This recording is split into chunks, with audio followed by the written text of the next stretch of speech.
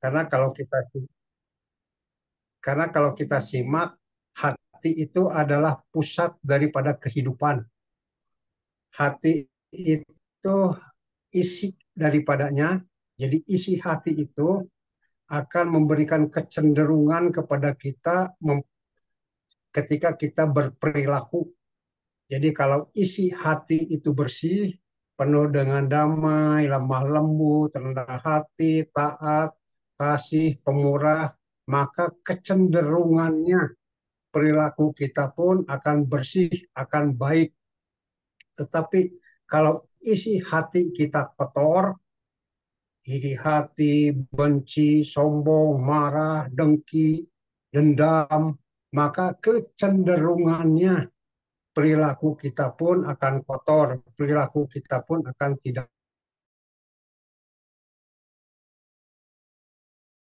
seperti wadah. Jadi kalau wadah itu penuh dengan baik, maka meluapnya pun akan baik.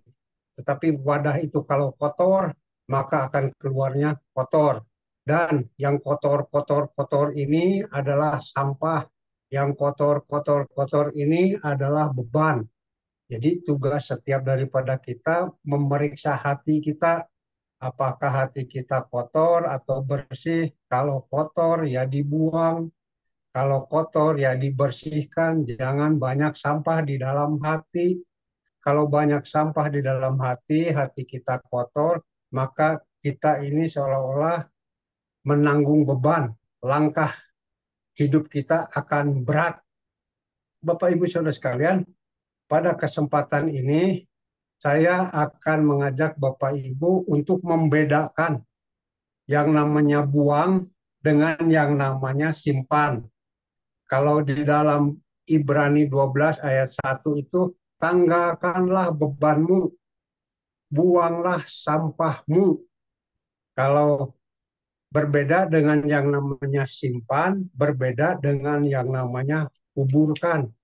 Saya yakin, percaya banyak di antara kita itu tidak membuang sampah-sampah kita, tidak membersihkan hati kita, tetapi sebagian besar daripada kita, sebagian besar daripada manusia di dunia ini hanya menyimpan, hanya memendam, hanya mengubur kotoran-kotoran itu. Nah, untuk membedakannya, saya akan memaparkan satu peristiwa. Begini, ada seorang ibu terbaring sakit. Ibu ini ketika terbaring sakit ditemani oleh anaknya perempuan umur 20-an. Perempuan ini anaknya. Mereka ini berdua baru 1 tahun yang lalu ditinggalkan oleh bapaknya. Berarti bapak si anak ini atau suami daripada si ibu ini baru saja meninggal 1 tahun yang lalu. Nah, si ibu ini sekarang sakit parah dan semakin lama sakitnya semakin parah. Dan ketika ditemani oleh anaknya, si ibu ini berkata begini kepada anaknya, anakku, aku harus melakukan satu pengakuan. Apa itu mah? Ujar anaknya. Si ibu ini berkata, mama ini harus melakukan satu pengakuan di hadapanmu bahwa selama pernikahan mama tidak pernah mengalami yang namanya kebahagiaan. Mama sangat amat membenci si bajingan tua itu. Kagetlah si anak ini. Terus bertanya, siapakah si bajingan tua itu, mah? Bajingan tua itu adalah papamu. Kenapa mama membenci si papa? Begini, jar si mamanya tuh. Ketika kamu umur 3 tahun, jadi anaknya ketika 3 tahun, mama memergoki si bajingan tua. Jadi dia memanggil si suaminya itu si bajingan tua. Mama memergoki si bajingan tua itu sedang main seks dengan perempuan, dengan pembantu. Dan itu ketika mama telusuri, ternyata mereka itu sudah sering melakukan seks. Ketika memergoki, langkah pertama mama adalah mengusir pembantu itu dari rumah.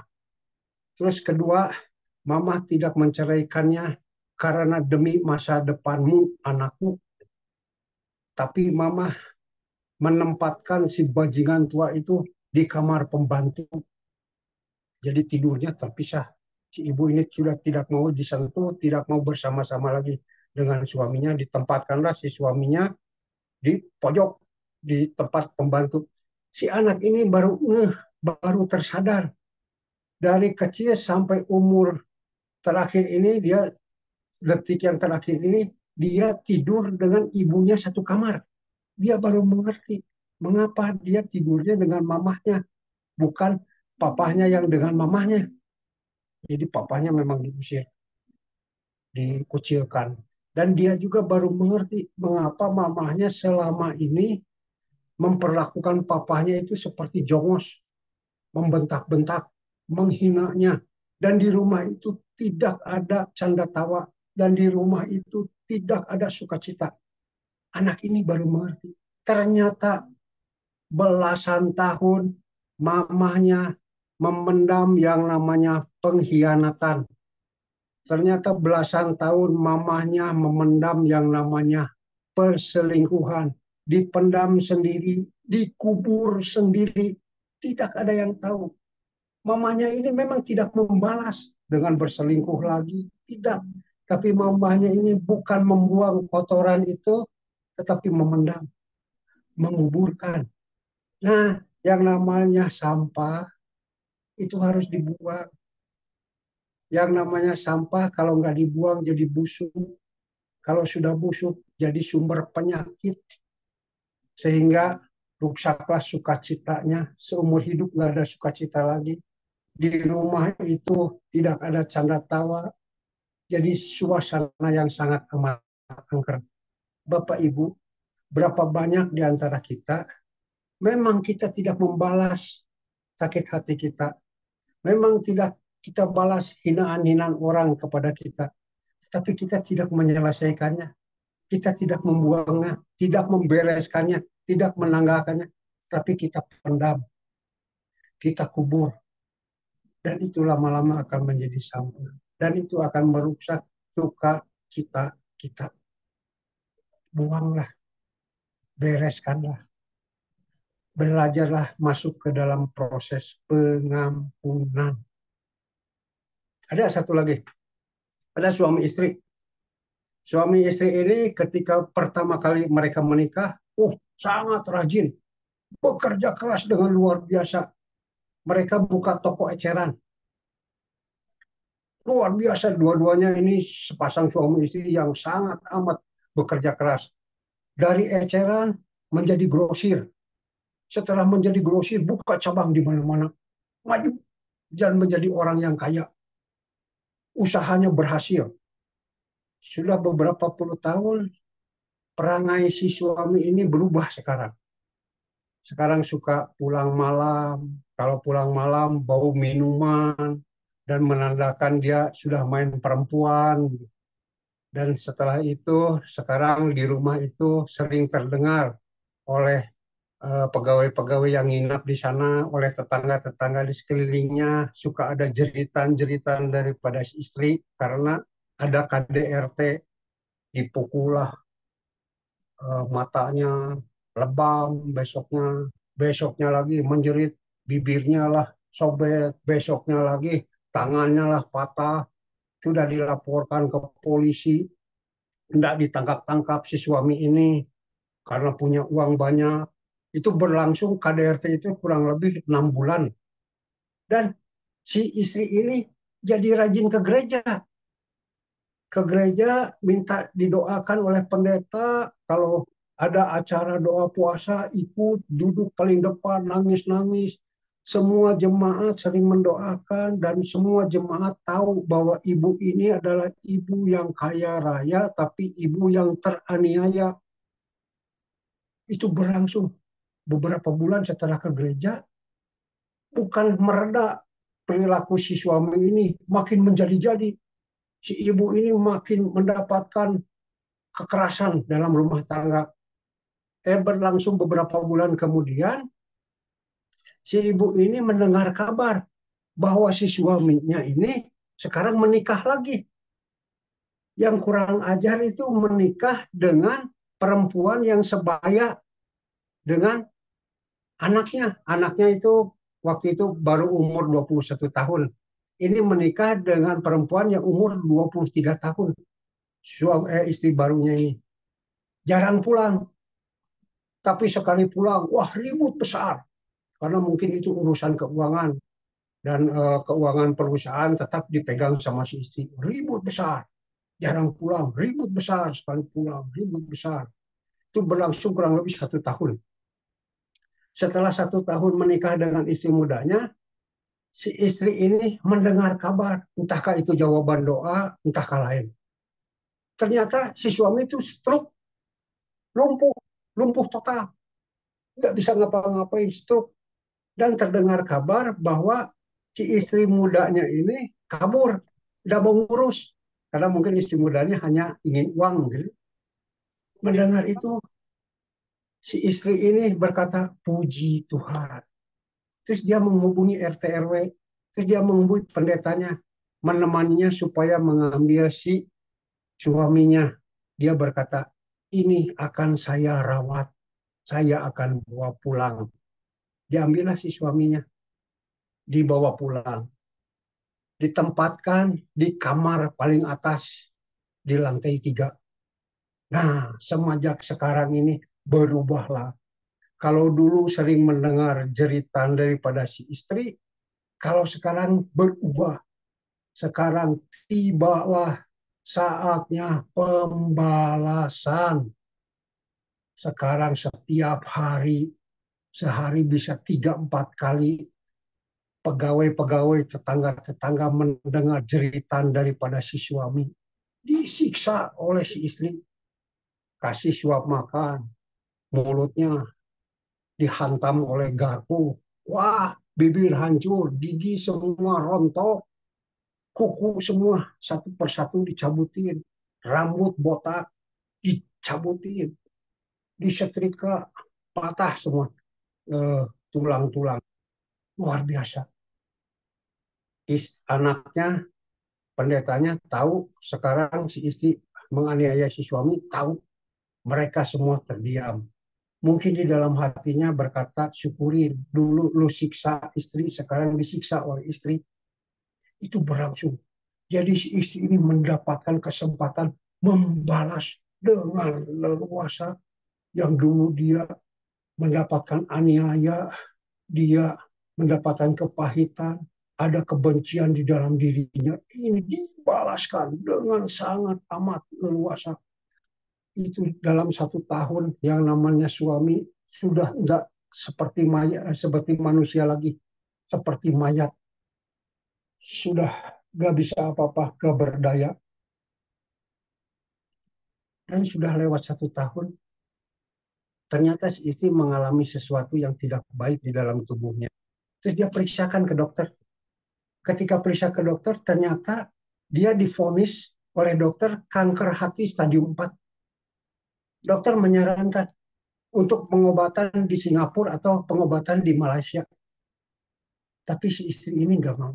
Dia tidak mau meninggalkan suaminya sedetik pun. Bukan untuk mengurus. Supaya bisa menyiksa. 2 bulan setelah divonis kanker hati, dan ternyata mati.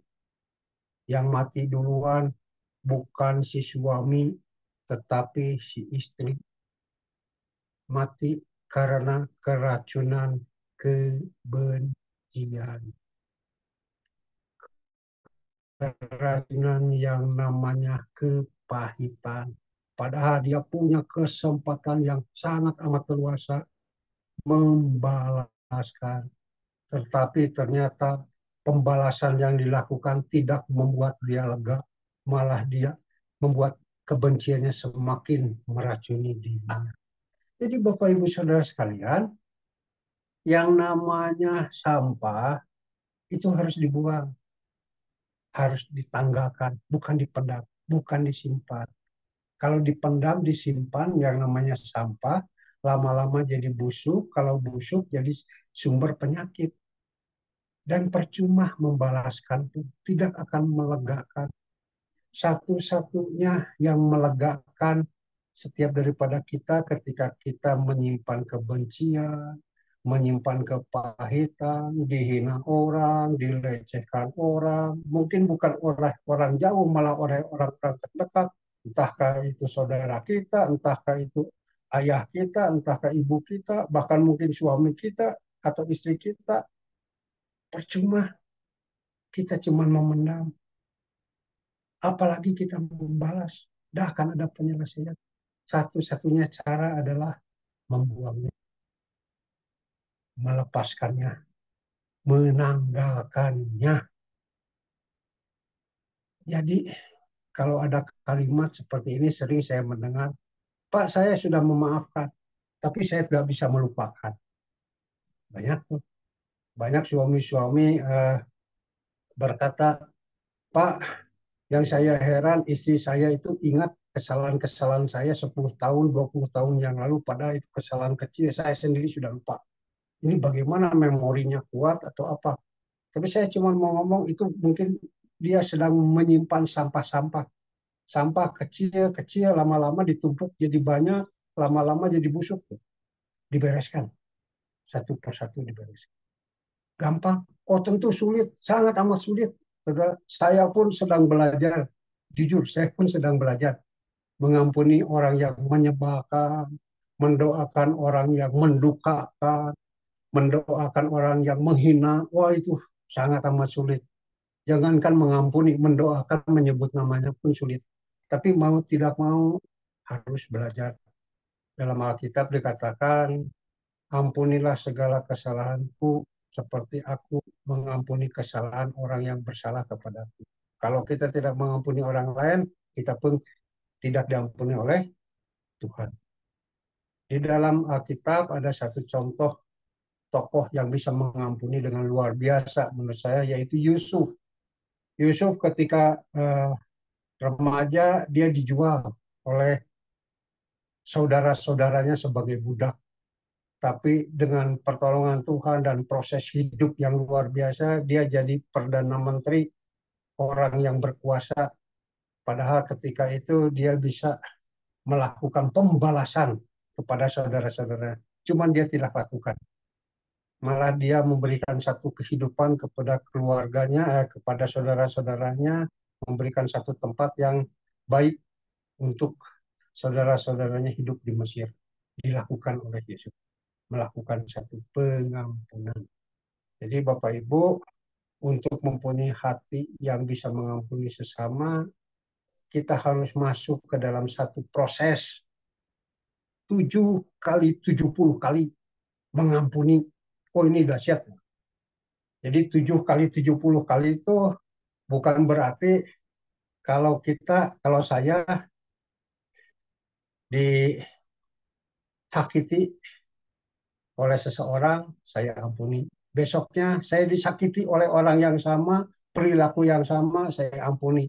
Saya disakiti oleh orang yang sama, peristiwa yang sama, saya sakiti. Berapa kali? 7 kali 70 kali. Oh, kalau itu yang berlaku, berarti saya bodoh. Karena mengampuni orang yang sama, perilaku yang sama. Ternyata bukan itu. Ternyata mengampuni itu membuang kesakitan itu tidak perlu berulang-ulang kali. Cukup satu kali kita disakiti seumur hidup tuh. Dikata-katai satu kali sakitnya seumur hidup. Ditipu satu kali sakitnya seumur hidup. Jadi ketika dilukai satu kali, anggaplah begini. Saya diselingkuhi oleh si bajingan tua. Hari ini saya ampuni dalam nama Yesus, saya ampuni bajingan itu. Besoknya ingat lagi tuh, lihat mukanya marah lagi. Saya ampuni si bajingan tua itu. Besoknya lihat mukanya lagi, marah lagi. Masih tidak terima dalam nama Yesus. Saya ampuni si bajingan tua. Sampai berapa kali? Sampai 7 kali 70 kali. Kayak kita, maaf, sedang BAB, itu harus disiram, di flash, di flashing. Sampai bagaimana? Sampai itu terdorong dan plong. Bus, plong, pas. Ampuni sampai kita plong. Pas. Sampai kita enggak marah lagi melihat orang ini.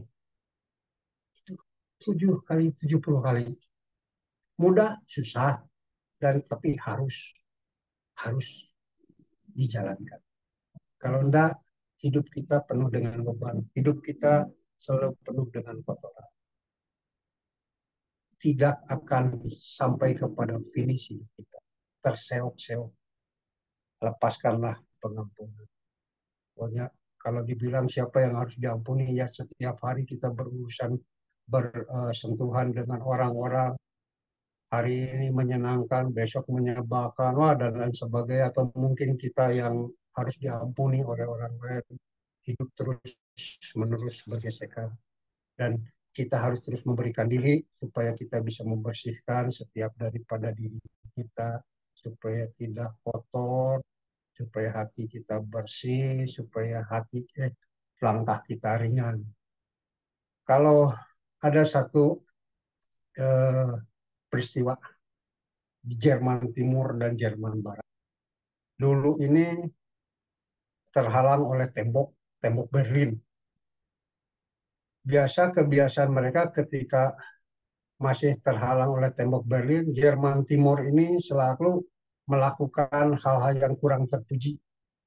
Melemparlah barang-barang yang kotor, kotoran manusia, sampah, dan lain sebagainya yang kotor-kotor ke Jerman Barat. Lempar. Tetapi orang Jerman Barat ini tidak membalasnya. Orang Jerman Barat ini berkata, jangan kita balas.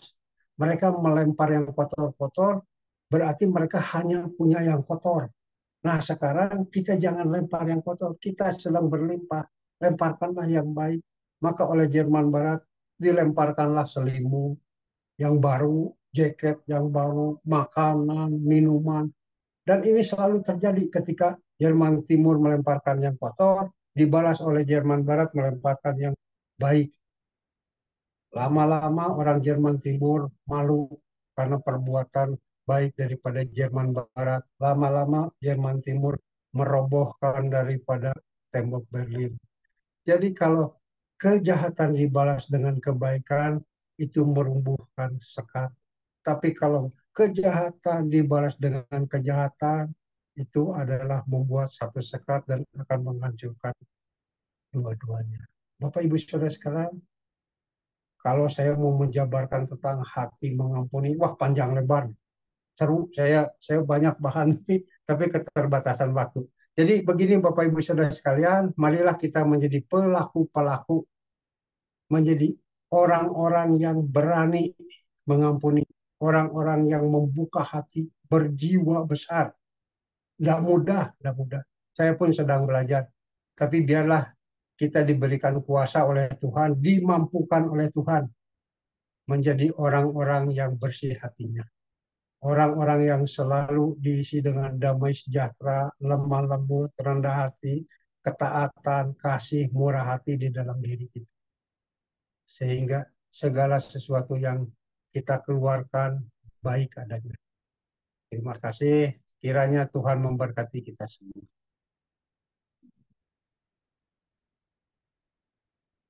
Ya, saya kembalikan. Tolong ditutup doa ya, Kak. Tutup dan doa berkat ya sama Pak Evangelis David. Mari kita berdoa. Tuhan Allah Bapa kami, kiranya Tuhan memberikan kami kemampuan supaya kami bisa mengampuni kesalahan-kesalahan orang lain yang bersalah kepada kami. Dan supaya kami mendapatkan kelegaan yang datangnya daripada Tuhan. Supaya jiwa kami bebas, supaya jiwa kami tenang, supaya jiwa kami lapang, dan kami bisa mengerti kehendak Tuhan di dalam hidup kami. Dan kami terus-menerus bisa memancarkan terang kasih mulia daripada Tuhan. Kami menyerahkan teman-teman kami, saudara-saudara kami yang sekarang sedang bekerja. Tuhan juga tolong berikan kekuatan, berikan hikmat, berikan kemampuan, berikan sukacita kepada mereka.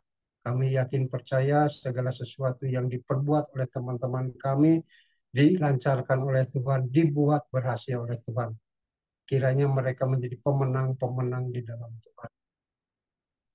dan terimalah damai sejahtera yang datangnya daripada Allah Bapa, cinta kasih yang datang daripada Yesus Kristus, penyertaan Roh Kudus dari sekarang sampai dengan selama-lamanya. Amin. Ya, selamat siang, Tuhan berkati. Terima kasih banyak Evangelis David buat firman-Nya. Semoga kita bisa melakukan yang mengampuni seperti firman Tuhan. Bukan hanya karena itu perintah Tuhan, tapi juga karena itu membawa kebaikan buat kita ya. Kalau udah plong, udah bisa lega. Di pengumuman, ada dua pengumuman. Jumat depan kita akan berdoa bersama, mengundang teman-teman yang bisa ikut buat gabung di ruang dua, dua, tiga, tanggal tiga. Nanti akan diumumkan di grup juga, supaya kita bisa sama-sama berdoa buat keluarga kita, perusahaan kita, kota kita, bangsa kita.